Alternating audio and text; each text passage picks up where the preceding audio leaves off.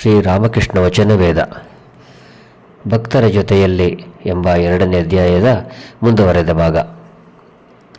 ನೆರೆಯವ ಪ್ರಶ್ನೆಯನ್ನು ಕೇಳುತ್ತಿದ್ದಾನೆ. ಗುರುವಿನ ಉಪದೇಶ ಸಂಬಂಧವಾಗಿ ತಿಳಿಸಿದಿರಲ್ಲ, ಆತನನ್ನು ನಾವು ಪಡೆದುಕೊಳ್ಳುವ ಬಗೆ ಹೇಗೆ? ಶ್ರೀರಾಮಕೃಷ್ಣರು: ಸಿಕ್ಕವರೆಲ್ಲ ಗುರು ಆಗಲಾರರು.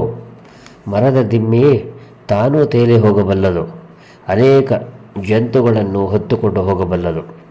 ಆದರೆ ಬೆಂಡಿನ ಮೇಲೆ ಹತ್ತಿ ಕುಳಿತರೆ ಬೆಂಡು ಮುಳುಗಿ ಹೋಗುತ್ತದೆ, ಹತ್ತಿದವನೂ ಮುಳುಗಿ ಹೋಗುತ್ತಾನೆ. ಅದಕ್ಕಾಗಿಯೇ ಭಗವಂತನು ಯುಗ ಯುಗದಲ್ಲೂ ಗುರು ರೂಪದಿಂದ ಅವತೀರ್ಣನಾಗುತ್ತಾನೆ. ಸಚ್ಚಿದಾನಂದನೇ ಗುರು. ಯಾವುದಕ್ಕೆ ಜ್ಞಾನ ಅಂತ ಹೆಸರು? ನಾನು ಎಂಬುದರ ಸ್ವರೂಪವೇನು? ಭಗವಂತನೊಬ್ಬನೇ ಕರ್ತ, ಉಳಿದವರೆಲ್ಲರೂ ಅಕರ್ತರೆ. ಇದೇ ಜ್ಞಾನ. ನಾನು ಅಕರ್ತ, ಆಕೆಯ ಕೈಯ ಯಂತ್ರ. ಅದಕ್ಕಾಗಿಯೇ ನಾನು ಹೇಳುವುದು, ತಾಯೇ ನೀನು ಯಂತ್ರಿ, ನಾನು ಯಂತ್ರ. ನೀನು ಗೃಹಿಣಿ, ನಾನು ಗೃಹ. ನೀನು ಚಾಲಕ, ನಾನು ಗಾಡಿ. ಚಲಿಸಿದಂತೆ ಚಲಿಸುತ್ತೇನೆ, ನುಡಿಸಿದಂತೆ ನುಡಿಯುತ್ತೇನೆ. ನಾನಲ್ಲ, ನೀನು. ಪರಮಹಂಸರು ಪ್ರಾಣಕೃಷ್ಣನ ಮನೆಯಿಂದ ಹೊರಟು ಕ್ಯಾಪ್ಟನ್ ವಿಶ್ವನಾಥನ ಮನೆಗೆ ಹೋಗಿ ಬಳಿಕ ಕಮಲ ಕುಟೀರಕ್ಕೆ ಹೋಗುತ್ತಿದ್ದಾರೆ. ಶ್ರೀರಾಮಕೃಷ್ಣರು ಕಲ್ಕತ್ತಾದಲ್ಲಿರುವ ಕೇಶವಚಂದ್ರ ಸೇನನ ಕಮಲ ಕುಟೀರದ ಬೈಠಕ್ ಖಾನೆಯಲ್ಲಿ ಕುಳಿತಿದ್ದಾರೆ. ಗಂಟೆ ಸಾಯಂಕಾಲ 5. ಕೇಶವಚಂದ್ರ ಸೇನ ಮನೆಯ ಒಳಗೆ ಇದ್ದ. ಆತನಿಗೆ ಪರಮಹಂಸರು ಬಂದಿರುವ ಸುದ್ದಿಯನ್ನು ತಿಳಿಸಲಾಯಿತು. ಆತ ಉತ್ತರೀಯವನ್ನು ಹೊದ್ದುಕೊಂಡು ಬಂದು ಪರಮಹಂಸರಿಗೆ ಪ್ರಣಾಮ ಮಾಡಿದ. ಆತನ ಸ್ನೇಹಿತ ಕಾಳಿನಾಥ ರೋಗಗ್ರಸ್ತನಾಗಿದ್ದುದರಿಂದ ಅವನನ್ನು ನೋಡಲು ಹೋಗಬೇಕೆಂದು ಸಿದ್ಧನಾಗಿದ್ದ.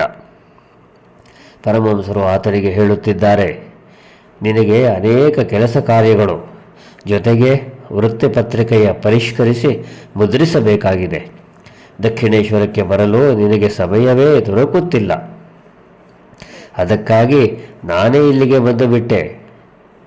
ನಿನಗೆ ಕಾಯಿಲೆ ಆಗಿರುವುದನ್ನು ಕೇಳಿ ಭಗವತಿಗೆ ಎಳನೀರು ಸಕ್ಕರೆಯ ಹರಕೆ ಹೊತ್ತೆ.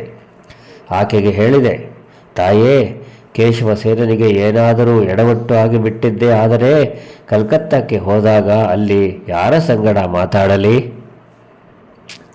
ಪ್ರತಾಪನೇ ಮೊದಲಾದ ಬ್ರಾಹ್ಮ ಭಕ್ತರೊಡನೆ ಪರಮಹಂಸರು ಮಾತುಕತೆ ಆಡುತ್ತಿದ್ದಾರೆ. ಮಾಸ್ಟರ್ ಹತ್ತಿರ ಕುಳಿತಿದ್ದಾನೆ. ಆತನನ್ನು ತೋರಿಸಿ ಪರಮಹಂಸರು ಕೇಶವಸೇನನಿಗೆ ಹೇಳುತ್ತಿದ್ದಾರೆ, ವಿಚಾರಿಸು, ಈಗ ಏಕೆ ದಕ್ಷಿಣೇಶ್ವರಕ್ಕೆ ಬರುತ್ತಾ ಇಲ್ಲ?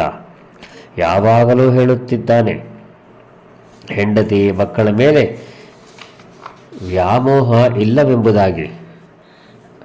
ಮಾಸ್ಟರ್ ಈಗ ಸುಮಾರು 1 ತಿಂಗಳಿಂದ ಪರಮಹಂಸರ ಹತ್ತಿರಕ್ಕೆ ಬಂದು ಹೋಗುತ್ತಾ ಇದ್ದಾನೆ.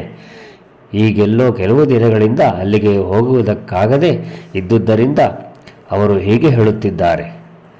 ಬರುವುದು ತಡವಾದರೆ ಕಾಗದ ಬರೆಯಬೇಕು ಎಂಬುದಾಗಿ ಪರಮಹಂಸರು ಆತನಿಗೆ ತಿಳಿಸಿದ್ದಾರೆ.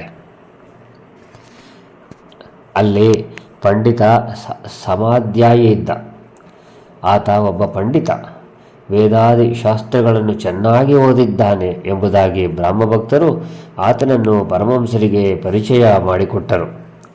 ಪರಮಹಂಸರು ಹೇಳುತ್ತಿದ್ದಾರೆ, ಹೌದು, ಈತನ ಕಣ್ಣುಗಳಿಂದಲೇ ಈತನ ಆಂತರ್ಯ ತೋರಿಬರುತ್ತದೆ. ಗಾಜಿನ ಬಾಗಿಲ ಮೂಲಕ ಮನೆ ಒಳಗಿರುವುದೆಲ್ಲ ತೋರಿಬರುವ ಹಾಗೆ. ಜೈ ರಾಮಕೃಷ್ಣ.